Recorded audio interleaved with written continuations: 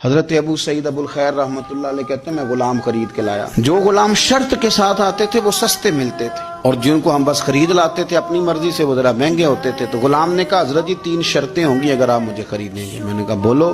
کہنے لگا پہلی شرط یہ ہے کہ میں سارا وقت آپ کی بات مانوں گا، پر اذان ہوگی تو پھر میں کسی کی بھی نہیں سنوں گا، پھر میں جانوں میرا رب جانے.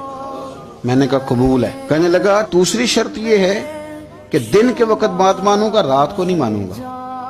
میں نے کہا یہ آرام کرنے کا عادی ہوگا، نیند زیادہ آتی ہوگی، بعض لوگ زیادہ سوتے ہیں. میں نے کہا ٹھیک ہے. اس نے تیسری شرط یہ کہی کہ بہت سارے جگہوں پہ لوگوں کے زیادہ غلام ہوتے ہیں تو ایک کمرے میں 5-5 6 لوگ رہتے ہیں. میں کمرہ علیحدہ لوں گا اکیلا، ٹوٹا پھوٹا دے دیں، پرانا دے دیں، کسی حویلی کے پچھواڑے دے دیں، پر کمرہ میں الگ لوں گا.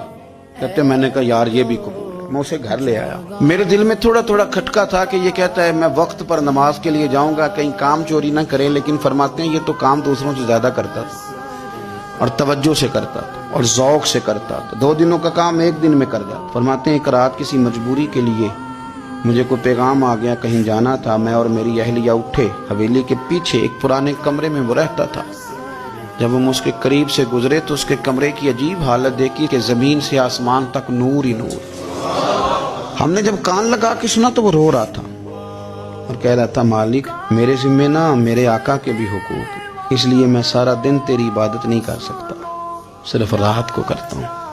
مالک اگر میرے ذمہ تو نے یہ ڈیوٹی نہ رکھی ہوتی تو میں سارا دن بھی تیری بارگاہ میں حاضر رہتا، میں قرآن کی تلاوت کرتا، میں تیرے محبوب پہ درود و سلام پڑھتا، میں یہاں آ جاتا تیری ہی بارگاہ میں، پر میرے حقوق ہیں. اللہ وہ جو دن کی میری غفلتیں ہیں وہ معاف کر دے.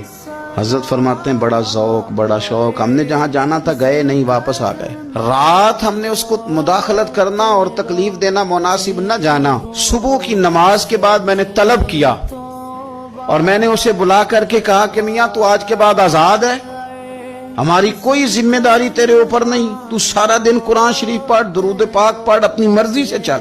کہنے لگا کیوں؟ جلال میں غصے میں بات کرنے. کیا مطلب ہے آپ کا؟ میں محنت کروں گا، کام کروں گا، یہ آپ کیا کہہ رہے ہیں؟ تو فرماتے ہیں میں نے اس سے کہا کہ رات نہ ہم نے تیرا منظر دیکھ لیا، تیری دعائیں تیری التجائیں، رب کے ساتھ تیرے رشتہ ہم مطلع ہو گئے. کہتے ہیں ہم نے یہ کہا تو اس نے آسمان کی طرف دیکھا، پھر نظر جھکائی. کہنے لگا مالک تو نے تو راز ہی کھول دیا.